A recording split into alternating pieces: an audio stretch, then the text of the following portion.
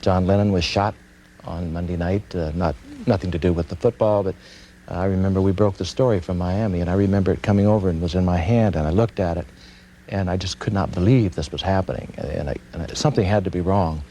And I waited for the commercial, and Howard was stunned, and both of us had met John Lennon. He had been on Monday Night Football before, and I really did not even want to break the story.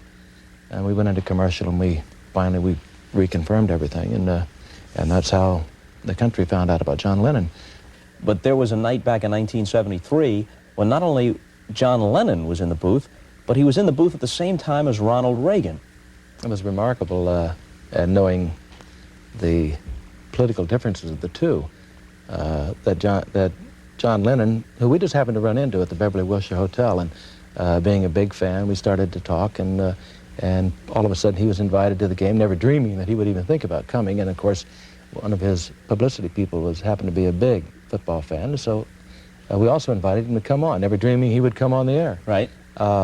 Because he just didn't do those things for publicity. And he decided he would come. And meanwhile, we'd already scheduled Ronald Reagan to come on. And then we realized what we'd done, putting the two together. But I can recall turning around at the 2-minute warning just to see if they were there, because and you can draw your own conclusions. I was scheduled to interview Reagan. Howard was scheduled to interview John Lennon. But I turned around to see if they were there, and Ronald Reagan had his arm around John Lennon, and he was pointing down to the field, as only he could do, explaining our game to the English-born John Lennon. I'll never forget that, because it told me one thing. Number one, the magic of Monday Night Football, that these two people would be there, such different backgrounds, and the fact that they had totally forgot about their political differences and all the differences that they had in every way.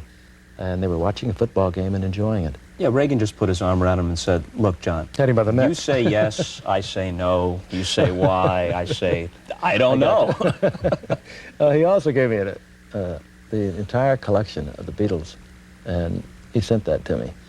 And, Lennon did? Yeah, and it was autographed. It was one of the many, many memories from a lot of things that have happened over the years.